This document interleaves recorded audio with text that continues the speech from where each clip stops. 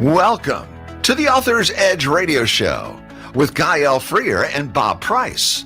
Now, their show airs nationwide on the My Genre Radio Network, Monday through Friday at 2 p.m. and 7 p.m. Each week on their show, they help authors create books that transform our lives and imaginations. Through radio excellence, they create a unique community resource, one that promotes, connects, and fosters a sense of well-being. Gael and Bob maintain a focus on sharing books, publishing, marketing, and writing solutions.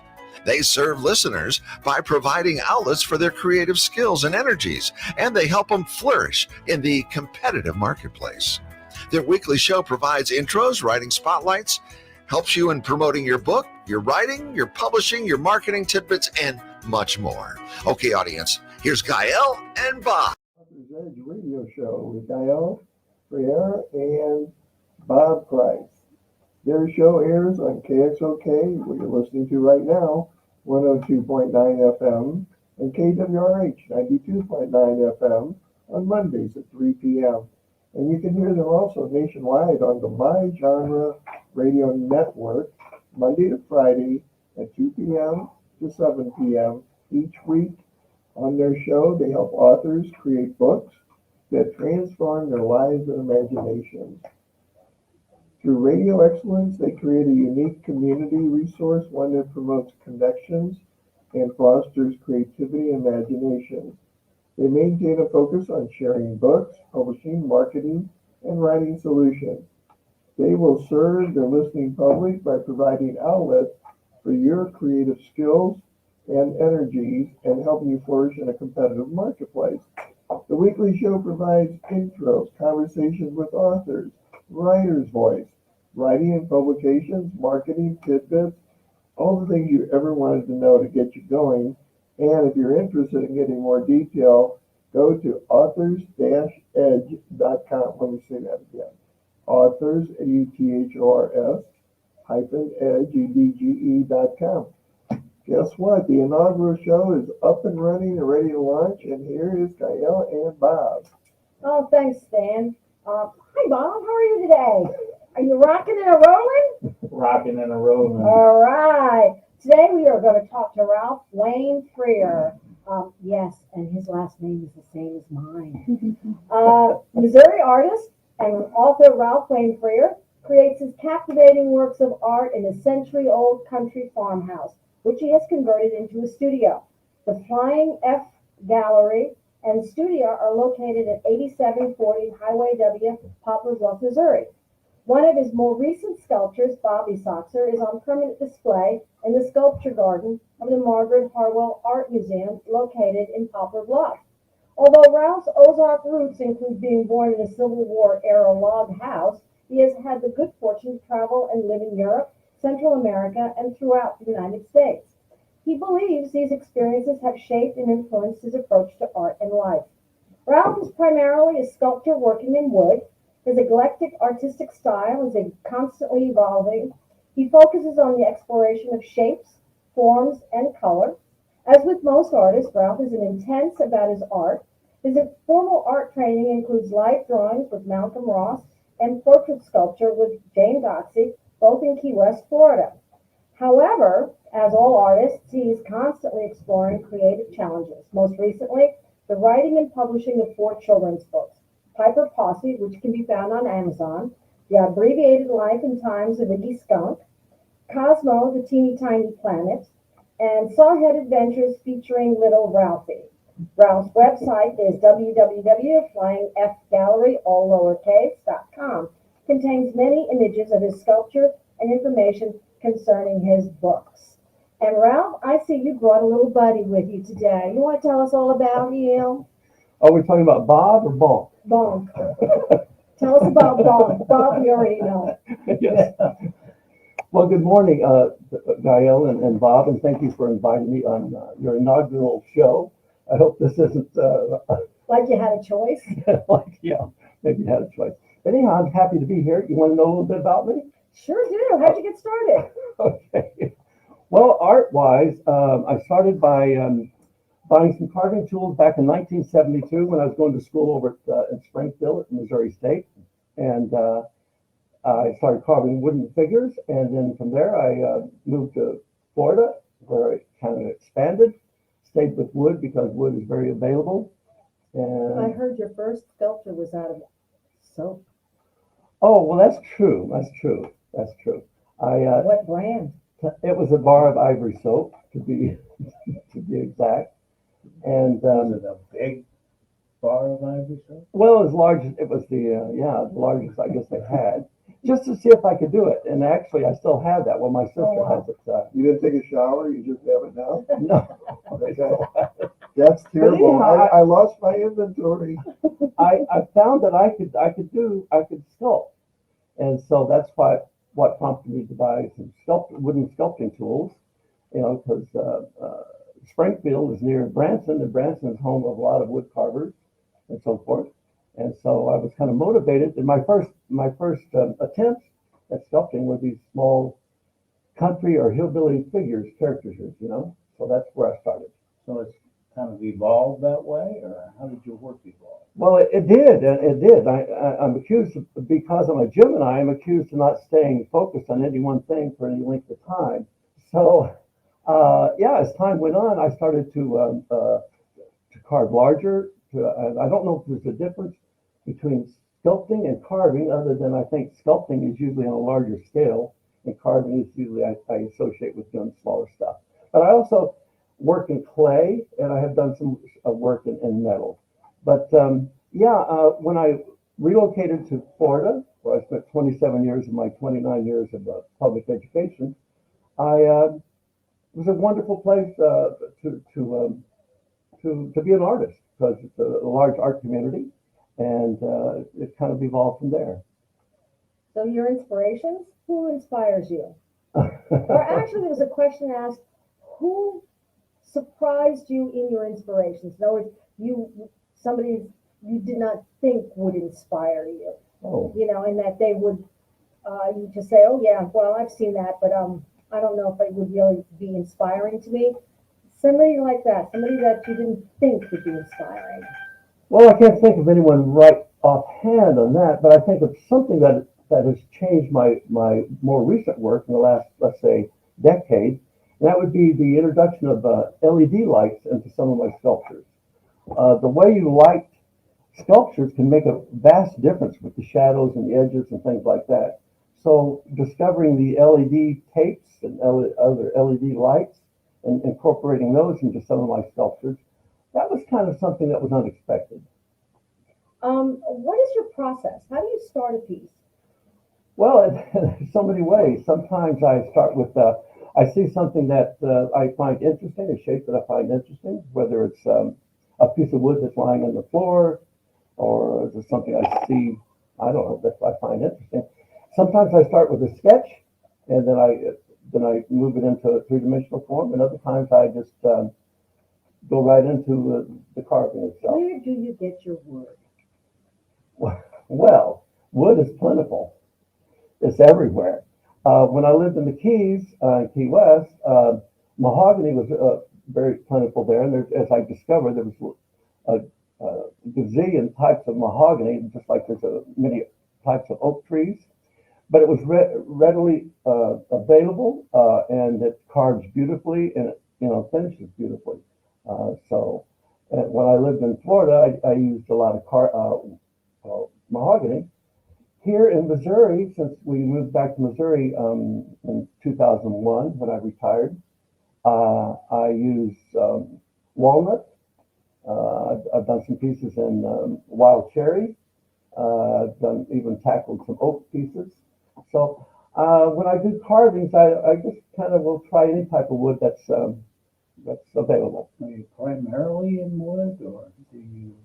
Primarily, I not only do I carve, but sometimes more recently I've been doing constructions where I take wooden panels or just pieces of wood like 2x4s and 2x6s and other sizes, and I cut them and I build out, as opposed to when you carve or sculpt, you're usually the process means you're taking away wood and moving into what you want to what you desire to make. But on the other hand, you can build out, and that's when I do my constructions. and you can see those on my website. The Diva series, those are the wall hangings that have LED lights to backlight them. So those are all constructions. So I use kind of two different approaches anymore. My original one was carving those small figures into large figures. He's quite a diverse gentleman. That's me. I guess the question that begs is, have you been an artist your whole life? I'm confused.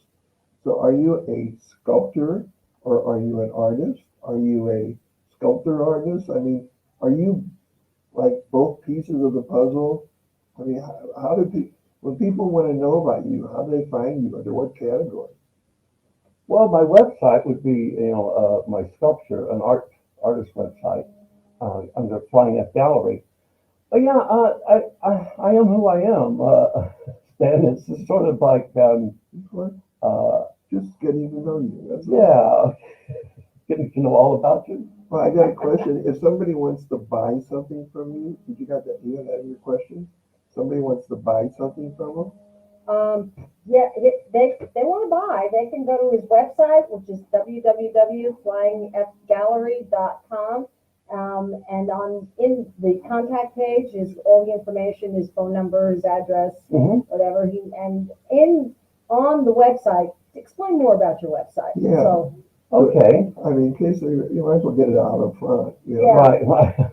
Well, the website will show you of course, my pieces of sculpture. There's probably, I don't know, 3 or 4 dozen images on there of different sculptures, and they range from small sculptures the size of maybe less than a foot tall to maybe 8-foot tall sculptures. All the information is on there, how to contact me and how to purchase my pieces. But I also participate in art shows. I've been in different galleries in Poplar Bluff and Cape Girardeau, and participated in art shows in Piedmont and Van Buren. These are towns near Poplar Bluff. Since I've relocated back to my home state of Missouri. now you had also said that you were raised, you did a lot of traveling and whatnot, in Europe and Yeah. whatnot. So tell me, how does that influence your art? Well, I think travel, expands your horizons for sure. You lived in, where did you used to live when you were a teenager? Well, I was raised, and myself and my brother and my sister, we were raised as Army brats. My dad was a career soldier, so we lived in about 5 different states and also a tour in Germany. So I really do think that, I know it's a cliche, travel expands your horizons, but that's true. It allows you to see other images that you normally wouldn't see if you just stayed locally. And it also, just exposes you to lots of different wonderful things. Now, you also spent how many years as a public educator? 29 years. 29 years. And how did that influence your art? Well, in public education, I was a school counselor and an American history teacher. But at the time, when I went to Key West in 1973, it was the community there was very inspirational, in as much as the colors were beautiful because you're in the tropics, and there was a large art colony in Key West. So I kind of my dabbling in art kind of grew to be more of a passion that I did when I wasn't working with young people during the daytime. Well, you also gave me a little blurb about your growing up years, and I got a little thing here that I think is really cute. He starts out with septuagenarian artist. His country roots are deep. He was born at home in a log cabin, similar to Abe Lincoln. Oh my goodness! All right, onward. 40-acre farm in Indian Creek. Let's see. After World War II, what happened? Well, my father got out of the military after World War II. Of course, I was born during the war in '43, so I'm a similar age to 2 other people that are sitting around this table here. Yeah, but not this one. Yeah. Okay. Well, Yeah. Well, anyhow, What do you say? She's saying we're old, is what I'm saying. well, getting back to the septuagenarian, I'm only a septuagenarian for another 6 months, and after that, I'll join the octogenarian. I'm right behind you. Are you right behind me? Yeah, I'm in July. Yeah. Oh my, y'all are getting old there. Yeah, yeah. Well, you're listening to The Author's Edge with Guy L. Freer and Bob Price, coming to you weekly on Mondays at 3 p.m. on KWRH 92.9 FM and KXOK 102.9 FM AM, and Monday to Friday, 2 p.m. and 7 p.m. nationwide on the My Genre Radio Network. And I wanted to add something too. If you'll be hearing the show on the national network next week. If you want an easy way, because people can't remember all these website links, just go to usradionetwork.com. US, not USA, usradionetwork.com. And all you gotta do is look for KXOK, there'll be little pictures, KWRH, and My Genre. And that will, whether you're in a car or wherever you're at, that will give you the station instantly. So make it real easy to hear about, Ralph, all these different things he does. Good. Well, what kind of connection is between your art and your books? Okay, that's a good question. I've been doing art just about, well, I say all my life, but actually I started in the 70s, so I was in my 30s at that time. I started sculpting. I published my first book in 2017, so you can see that's fairly recent. How that evolved, and when I think about it, is that I had gotten to where my pieces, when I would exhibit them in different galleries, instead of just naming the piece, sometimes I would put a little biography with it, a little bio clip with it. Something I thought was humorous but related to the piece. And I thought that the viewers of my art would sometimes look at my art, read the little clip that I had there, a little maybe 2 or 3 sentences, and then come back and examine it again. So I started relating like little stories with the pieces. So in 2017, I was doing some whimsical pieces that kind of were cartoonish looking. And I kind of said, well, could be a story here. One of the pieces I was working on was Billy Bob Bird, which is a giant rooster, stands about 3.5 feet tall. And I was also doing a little piece with a cute face I called a pixie, kind of was a female looking little cartoon figure. And then I said, well, what could be the interaction here between these two? And then the other piece that I started to develop was I thought looked like a pollywog, kind of like a young frog. And I said, okay, well, the 3 of these pieces, and the story just kind of evolved. I said, okay, so they're young kids, they're going to school, a pollywog, a rooster, and a pixie, and they don't get along because they're so different. And the teacher is challenged with what can she do to get them to know each other better and become friends.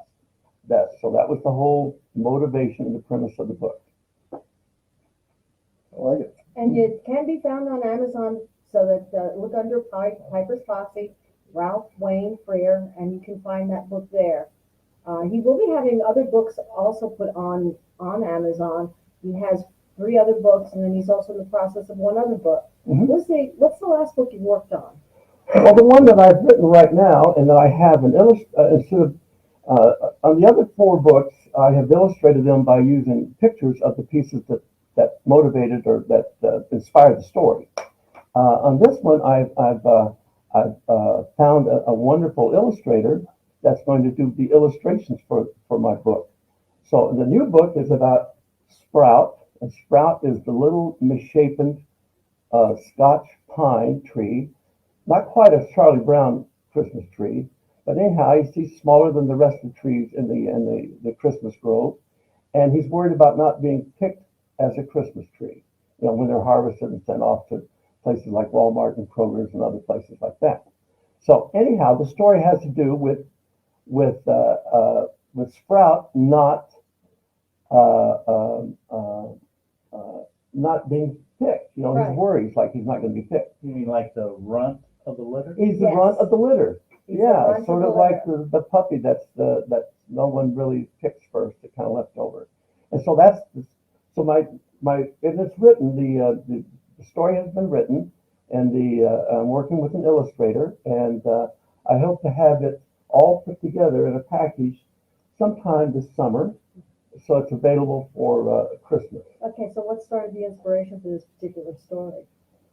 Well, it came about last Christmas when somebody bought a Christmas tree that the last minute and all was left was the leftover trees, and it was kind of a scraggly little tree. And I watched someone start to decorate it, and I said, "Well, there could be a story here." See, so my inspirations come from different places. So as I watched this person over decorate this small scrawny tree, I said, there could be a story about that little tree and how he thought he wasn't going to be picked and didn't find a home for Christmas. So that was the inspiration. I got something that's in my head. I guess I got to get it out. Sure. This show, Author's Edge, is about authors and books and the things that we do. The question in my mind is, if somebody's listening today and they go, I'm inspired by what Ralph said, and I'd like to, it's a multifold question, I want to do a book. What does that mean? What gets you, first of all, to realize you want to do a book? Because it doesn't magically, oh, I'm going to do a book today. Then I'm going to run a lap, and then I'm going to go eat lunch. No, I mean, there's got to be something that drove you to the desire. And once you have the desire, what did it take to get you up and running? So what got the desire, number one? Okay. And what got you running to do it, number two? Yeah. Good question. I think it started with a new challenge because I like challenges. And I'm an artist, and as much as I do I sculpt, and I do some painting, but mostly sculpture. Mm-hmm. It just seemed like another fun challenge to get involved in. And my wife's an avid reader, and so there were always books around. And I as an educator, you know, I like to have books around me too. So it became a challenge. And how I went about writing the story, at first I wrote it on a yellow memo pad. I roughed out a story. Then I put it on the laptop, and I kind of evolved it there. And then the next step would be, of course, making all those decisions around publishing your book. How are you going to go about it? Are you going to submit it to traditional publishers to get it published that way? Mm-hmm. Or are you going to go about it exploring doing a self-publishing, or as I like to refer to it, as an author's publishing?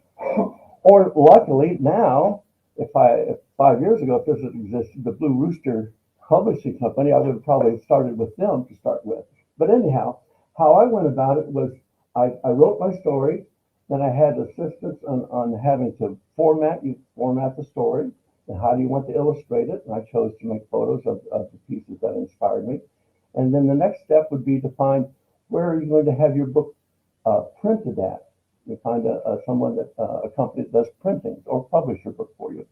And so within that, there's all sorts of things that you come across, like ISBN numbers and getting your covers, what kind of cover you're going to do it, how you're going to market your book, all those dynamics come in. Why children's books? I don't know. My grandfather was a storyteller, and he told little stories. Not so much that they were children's stories, but they were little stories. And so I kind of like to tell little stories. And I don't know, I think perhaps maybe being an educator and working, you know, with children, although most of my career was with secondary students, high school level. I don't know, it just seemed like these little stories, well, especially the initial one, because the pieces looked kind of childlike. They were kind of cartoonish. So I thought perhaps that, and I don't know, it seems to be a genre that I feel comfortable in. So no science fiction? Well, there's a lot of fiction in these little novels. One of the novels is called Cosmo, the Teeny Tiny Planet. There you go. And that's about a small planet that drifts into our solar system. and wants to meet the Earthlings. The Earthlings don't know he's hanging around, and how he goes about meeting the Earthlings is kind of sci-fi stuff. Impressive. Yeah, he has a wide range of books. He does. He does a wide variety of content. One of the other things that I had taken a look at Piper's Posse is that your books also seem to have a message of a character message of some sort. You know, do you want to teach anybody anything from your books? I didn't realize that at the beginning, but I think there's some truth in that. The first book, I see it as about developing friends and the value of friendship, making new friends. The second book about Iggy, the little skunk that saved the forest. It's a smelly story, but it's a delightful story. Oh.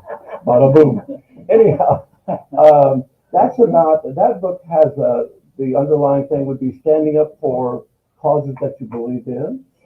The third book, Cosmo, has to do with friendship again, and the value of making friends. And the fourth book, The Sawhead Adventures, which consists of 9 short stories about this character, little Ralphie. I don't know where that name came from, but anyhow, there's within those stories, a couple of those stories have a lingering, I don't know, something about part of your life story? maybe because and most of my stories have happy endings, so maybe that's another reason why I stick with children's stories, because you want a children's story for the most part, in my view, to be a happy outcome, something that. Okay. So we're coming up on the break in just a moment. All those people help pay the bills for these shows. And we want to remind you that we're interviewing Ralph Wayne Freire and his work that he does, his artwork, his books. He's one of our new guests on the show, and we've got him in today as our first guest, watching our weekly radio show. So welcome to that. I've got a lot of questions I haven't asked yet because I've just published a book, so I have questions. And so I think we need to chit-chat a little bit about that. And so I'll tell you what, guys in the engineering booth, you want to swing into commercials? Okay. The boss said yes. So we're going to do some commercials. And when we're done, we'll be right back with Author's Edge.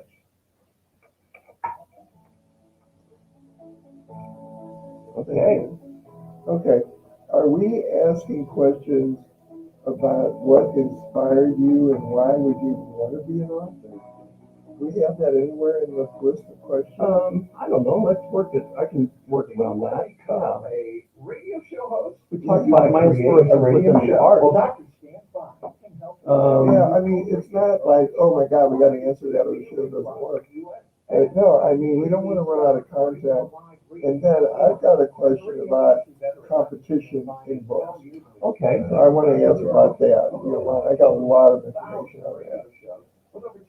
So I think we're headed in a good direction. Do you have enough questions to carry the next 25 minutes? Okay, then what we're going to do is we're going to do something called freewheeling. And I got a lot of questions. Yeah, that'd be fun. And but it's a good exercise. Yeah. I have a bunch, and then you can just expand on it if you want. One thing you could do in the questions, if you'd like, is you could tell about your publishing company. What are the challenges that you have with new authors, what they face? That'll get them to know you better too. You want to say a few words about Author's Edge and how to get to Blue Rooster? You should plug that. Yeah. If you're looking for a new, informative health and lifestyle show, Okay. Well, no, because I'm looking at the questions. See, what I've got, Robert also did a bunch of questions too, and you have some questions in here that we can ask. Yeah, and I got a ton of stuff because I've interviewed publishers. So I got a few things that I'll just place into everything. Yeah. And that'll be fun. So what, Stan, you say you've got a book that you put together, you published? My third one, Okay. I think you mentioned that the last time we met. yeah, Yeah. just came off the press. And to give you a voice. Selling, marketing your business, being a success. So be sure to tune in to Melissa on KWRH 92.9 FM every Thursday at 10 a.m. And this is pretty hot off the press, That's the sixth copy. but okay, so it's I'll give it to you except these books are committed, but I'll just give them one to you next time with that. yeah. That's a lot of how to get your, I taught that in college. Okay. That's a reference book. Big time reference book. I was still like a pro and win. I would love that. Publishing Concepts, LLC.com, or just Google Publishing Concepts to get started today. Okay, I'll get a copy for you. You know, Well, what kind of a second are you? it's like, I think it's like anything. If you meet another writer that's published a book or something like that, you feel a camaraderie with them. You feel a connection because they've gone through at least not everything the same way, but most of the stuff the same way. You know? Oh, yeah, yeah. Why am I writing this book? How am I going to Yeah. publish it? You know. Well, I'm using the network here to start promoting this book. Mark just played a new question on it, and it's going to get to 45 million people. So, you're in the right space because she can use these shows. I'll give you the copies of the shows tomorrow. Okay. And you can do what you want with the show. Transcript The actual recording. Oh, cool. How long we got for you? About 1 minute. Okay, if you're ready. Let me bring this back because I know how to do it. Is that okay? Yes, And you can, that way I can buy us some breathing space. all right, but I've got some. Great question too, yeah. It happens just happens that way. Well, I expected, yeah. Yeah, no, we're solid. Yeah. We're solid. Okay, I'm gonna bring the About show 30 back. seconds out. Okay, In out. okay, I'll show you how to bring this back, so you can, how to play with it. Coming up here, everybody. Just give me the cue, and we'll be ready. Let's establish the You're doing good. Sorry, I should have done Give it a second to establish. Then go ahead. it. All right, welcome back. You're listening to the Arthur's Edge Show. Arthur's Edge Show is with Gail Freer and Bob Price. Their show airs on KXOK 102.9 FM and KWRH 92.9 FM on Mondays at 3 p.m. Pardon me, and nationwide on the My Genre Radio Network. That's 100 cities, and that airs. Any show you listen to today will be on the following Monday to Friday, 5 times, and they're at 2 p.m. and 7 p.m. Each week, their show will help authors create books that transform their lives and imagination. I want to kind of let you know, audience, that if you're thinking about writing a book, we'll ask Gail again to give us her contact info. Today, of course, we're interviewing an author. But the way the show works is that through radio excellence, they create a unique community resource, one that promotes connections and fosters creativity and imagination. They maintain a focus on sharing books, publishing, marketing, writing solutions. They'll serve the listening public by providing outlets for their creative skills and energies and help them flourish in a competitive marketplace. Their weekly show provides intros, conversations with authors, like we're doing today, writers' notice, writing, publishing, marketing tidbits, additional resources available on www.authors-edge.com.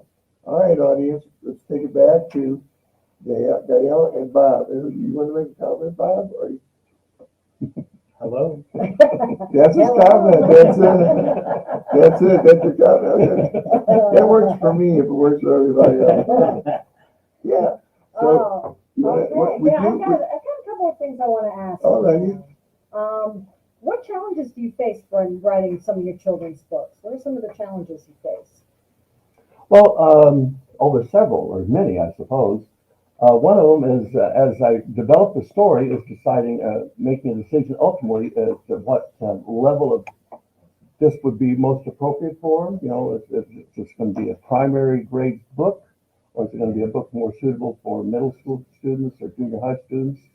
Or, you know, you have to make those decisions because when you go to authors fairs or go put your book on Amazon, as we've done with the first book of mine, you have to make decisions as to where it fits best. All right. So that's a decision you have to make, one of many. There's other decisions as to what size of book are you going to make? Is it going to be a 6x9 book? Is it going to be, things like that? You should make decisions how I'm going to format it, how big the margins are going to be. Especially with children's books, I think you can be a bit more creative.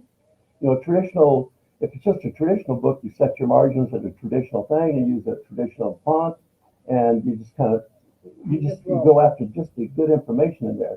If it's your children's book, one of the feelings I have is that you want to make it visually entertaining as well as have a good storyline. Have you done school presentations? Yes, I have. In and around Poplar Bluff, I've done, I think, about 4, maybe 5 presentations right now, and they usually consist of either myself or the teacher reading the book and interacting with the students around the topics within the book. I take my characters on the 3 books that do have characters with them, the sculptures that I've made, and the students always get to see the sculptures. It's just another visual kind of a treat for them, as opposed to the teacher just holding the book up with a picture in the book. They're able to kind of look at the characters that are in the book and actually touch them and ask questions about the characters, how I construct them or something like that. Yeah, school presentations are so rewarding. It's really fun. Yeah. I mean, one of the challenges really for authors is marketing. I mean, and it really comes down to a question about they don't want to do the marketing because most of them aren't familiar enough with it. I mean, it's like something like what you just mentioned was that in Amazon there are several, you can get up to 10 categories that you can show, which a lot of people, and I've had even publishers, don't really attack that quite properly. But what challenges do you face really with your marketing and or your books? Or has it been a challenge? Or Oh yes. Getting back the original point that you're making around marketing, I think writers want to write as opposed to marketing their books.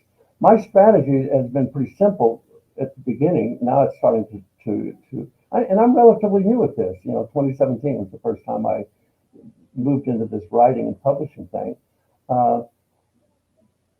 But the way I have marketed my books in the past, and will continue to do this, is to go to authors fairs, and sometimes you can find those at your local library. Sometimes I participated in an indie authors fair here in St. Louis. That was several years ago. It was very cold that day. I can't remember what day it was. But you go, or you set up your table and go to county fairs or homecomings and things like that, wherever arts and crafts are being sold. That's a good. I've found that to be a good place to market my books.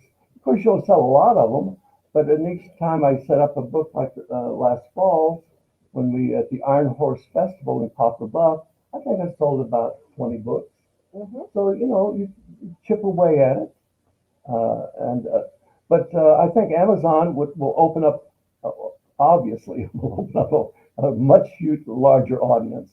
But in the past, I have gone to authors fairs and book signings and county fairs and things like that. That's where I've marketed.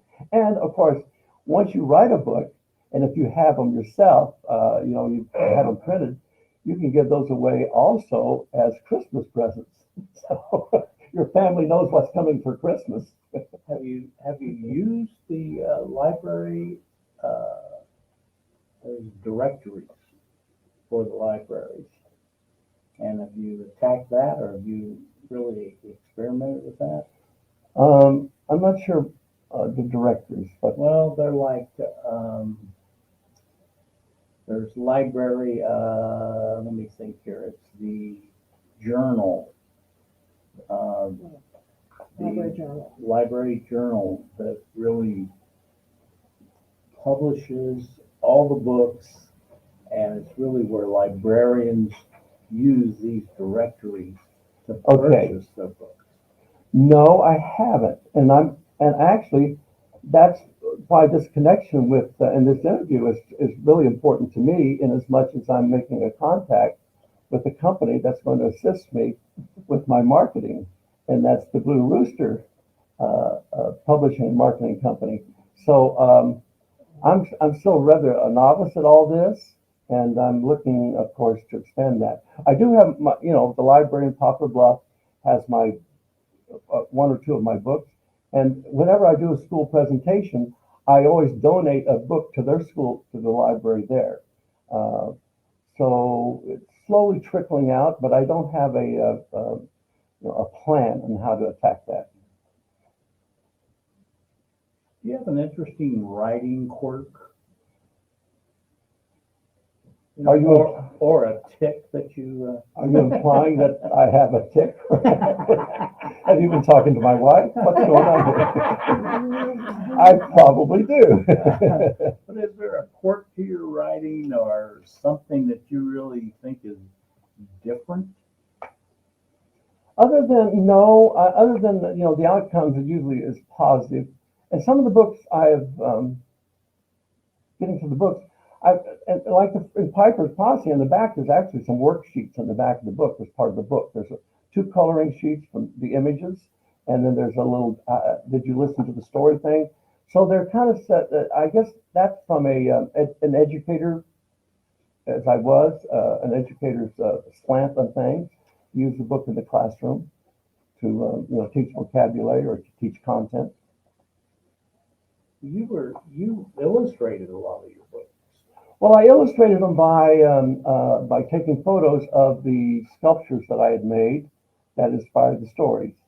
That's how I've illustrated them. Although I've done a few variations on that, but the next book, Sprout, the Christmas tree, I can draw, but I can't draw well, and so I'm bringing in a competent person to do my illustrations for me in this next one here. Why do children like your books? Well, they seem to like it. I find I get good feedback when I do school presentations. But why would they like it? Oh, I think because it's usually may lead them down a path that they haven't. You want to kind of keep them interested. So I put up interesting situations where maybe they're unexpected, and then the outcome is always is positive. So I have a question. Sure.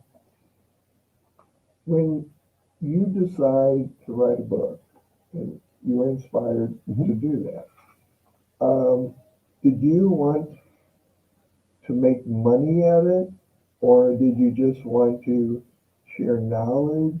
I mean, why were you, like, I just wrote a book, I want to make money at it, but also I want to help the world. Mhm. And so the question really is, what do you see as the purpose of the book, and do you want to make money out of it? Which isn't unreasonable. Your wife is sitting right across from you. I think she's going to want to know the answer. I want to know the answer. I know she wants new shoes and a trip to Europe, things of that nature. I'm sure of that. All right. Yes, you tie making money and getting your book out there. They come hand in hand. Because if you sell a lot of books, you're getting your book out there, and you're getting your view of whatever you're trying to tell people Right. out there. And with that, comes the money. If you're, so they kind of join together. And another reason why I guess I'm writing, you get to a certain age, and maybe some of us are at that age where you start thinking about your legacy that you might be leaving for maybe your grandchildren, or for other, in my case, since I'm writing children's books, or for other children. And so, yeah, I'd like to make some money at it. And so far, I guess maybe I'm more than breaking even, which allows me to keep going. But you're always, I think everyone's always wanting to have the next bestseller. I'm sure, Dr. Stan, with your books you are, and Yeah, yeah. well, hey, listen, I like you a lot for saying that. Thank you so much. That was very cool. And my desire is, of course, we want to make sure that we help you with your book. If somebody wanted to buy your book today, they go, oh my gosh, I want to see this, or I want to buy his sculpture. Where do they go today? Well, if you don't live near Poplar Bluff, you would go to my website. And on the Which is? website, www.flyingfgallery, all lowercase.com. If you go there, you'll see my sculptures. They're not all on there, but most of them are on there. If you live near Poplar Bluff, I have my own gallery there, the Flying F Gallery, which is just north of Poplar Bluff, and that's a place you can actually physically interact or touch the pieces. So where are we at now? Well, we are at, you're listening to The Author's Edge with Gail Freer and Bob Price, coming to you weekly on Mondays at 3 p.m. on KWR 92.9 FM and KXOK 1029 FM AM, and Monday to Friday, 2 p.m., 7 p.m. nationwide on My Genre Radio Network. So that's where you are Okay. right now. Well, getting back to the question, where else you can find my books would be there at the Margaret Harwell Art Museum in Poplar Bluff.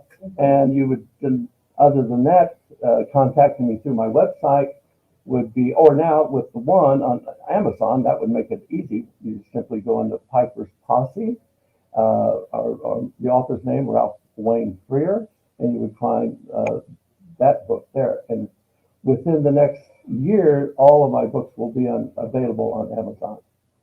I have another question for you. When you begin writing a book, do you know the ending? No, the endings many times will change. Like the story about Sprout, the last one I wrote, I started in the middle of, as it turned out, I started where I thought the story was going to start, but that became the middle of the story, and ended up backing up and getting more of a. So the stories, with my approach, it evolves. I mean, I'll have an idea, a concept that I start with, but then sometimes that concept does not. It may end up at the middle of the story or the end of the story, or enhanced. So it was. Yeah. But that's just how I roll. So, No. What is your process of, handling writing? What do you do? Do you do, like some people do An outline. constantly writing, some people do an outline before they start. But do you take an hour every day, 3 hours every day, and sit down and think about that? You have a What planned kind of, schedule. yeah, what is this? Like Hemingway used to do it first thing in the morning. Well, and also Hemingway said something to the effect: you find one true line and you work from there. Right. I'm not sure. The physical process is sometimes I will start writing things on a notepad, and then I end up going to my laptop more and more. I've used my laptop more and more on the last couple of stories, where I just started at the beginning on my laptop. I'm a terrible, even though in the military, in the Army, way back in the day, I was a cryptographer, which means I sat in front of a teletype doing all sorts of stuff, encoding and decoding stuff. So at one time I could type pretty well, but anymore I do as my dad used to say, the biblical approach, seek and you shall find, with two fingers, click, click, click, click, click. But anyhow, so I go from writing sometimes the ideas on a yellow notebook pad, and then move it into a computer. Yeah. I want to remind the audience we're interviewing Robert Wayne Freer. Wow. I'm sorry, I'm looking at Ralph and I'm saying, Robert, forgive me. There's Robert, I'm Ralph. Hi, Robert. Hi, I'm Ralph. That's what got me. All right, so Ralph is a Missouri artist and author. He creates captivating works of art in a century-old farmhouse where he's converted into a studio. The Flying Up Gallery and Studio are located at East 740 Highway W, Poplar Bluff, Missouri. He's a sculptor, primarily working in wood. His eclectic artistic style is continually evolving. He focuses on the exploration of shapes, forms, and colors, as with most artists. Ralph is intense and about his art. His formal art training includes his life drawings with Malcolm Ross and portrait sculpture with Jane Doxey, thank you. Both in Key West, Florida. I went down there, I like it. I like the cheeseburger thing I got down there. Whatever that is. Yeah. Anyway, with Jimmy Buffett, I used to live Yeah, Yeah. he doesn't live there anymore. Yeah, I know. Okay, he's constantly exploring creative challenges. Most recently, the writing publisher of 4 children books. Question: are you making any money at this? Are you just satisfying a desire at 79 going towards 80? Or are you making money, and do you want to make money at it? Well, sure. I want to have the next children's bestseller. I want to have the next Dr. Seuss bestseller, or yeah. But I have made enough money to cover my expenses and to keep doing this without it coming out of my pocket. But Well, that's good. we'll see. We'll see as it goes. We're looking ahead to the future, and who knows? Maybe I will make a lot of money someday with this. But that wasn't the intent. Is not. Oh, my approach was more like an artist, I think, than a writer. Although writing is an art. I was used to creating a piece, putting it in a gallery, and setting a price on it and seeing what happens. And that's almost been my approach with my writing, is sort of writing the book, having it printed, and seeing where it goes. But now, to make money and to get the book out there more, you have to have a platform. And I think Amazon is probably the platform that's the easiest for an author, published person like myself to expand their horizons. You know what, Ralph? Yeah. Coming on my genre radio network in front of 25 million people isn't going to hurt you. Oh. I mean, this station is 100 cities. Somebody will pony up and buy the book or Well, books.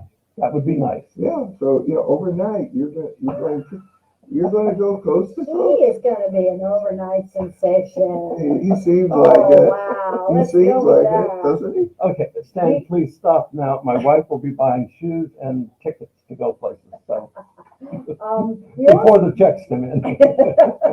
besides the Blue Rooster Company, we also have Net Marketing Dynamix with us, Bob Price, who also does marketing. So we kind of pull you into this a little bit. Yeah. What does that do? What does Let's that hear it from do? you. How do you do Talking to that? the microphone, speak How do you clearly. Yeah.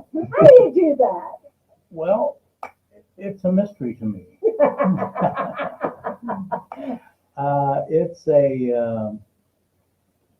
It's really, I think what it's all about is really making a plan, that you really sit down and examine who you're working with. So with Ralph, we would sit down and make a complete plan that really attacks Amazon, attacks different distributors, and ways and directories that really get your book out there. Mm-hmm. So it's a multitude of different things, press releases, and How effective is a newsletter? the real key to the newsletters, and we just did one for one of our authors, and so the real key to the newsletter is building up your list. And Your email list? yes, the trick Yeah. is all in the list. And so, with the author that we started with, one of them, was it's about 150 people originally, and the real goal is to get this up to 1,000 or 2,000 people on that list, because if they're fans and they subscribe, then they're able to they want to hear what you're doing and see what you're doing. And so getting the newsletter is important. And scrubbing the newsletter, keeping it updated. Oh, that's important. You got to scrub it or it's not going anywhere. I used to teach seminars at Webster University, and I'd bring the public. I'd always have 100 people in the room, and I'd always sell about 20 books. That wasn't why they were there, but it was part of why they were there. They wanted help. I was there to help. And I had one video. If you could, let's say you do your book and you go on YouTube and you talk about your book on YouTube.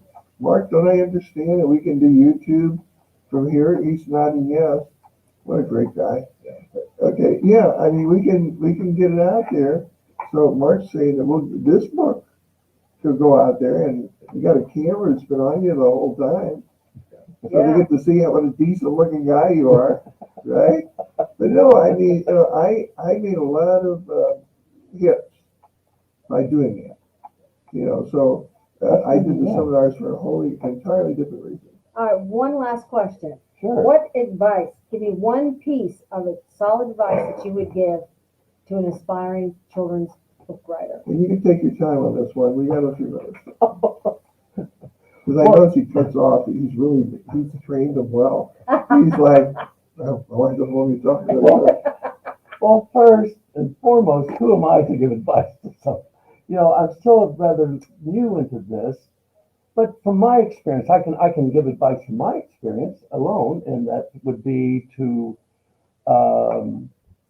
write your story, find a space to write, or quiet time. We all need a little quiet time, and start writing your story, however you want to do it. If you have a laptop or a computer, you do it that way. Otherwise, you write it on a napkin or whatever. But you have to start writing it down. Otherwise, with me, it comes in and then it goes out as far as my thoughts. And sometimes I'll think of a wonderful passage or a wonderful combination of words, and then if I don't write them down then, they're lost. So I would say you need to do it at that point in time. Yes. Does it help He's to spontaneous. marry your publisher? Well, it's worked out that well. It's worked out that way. Yes. Okay.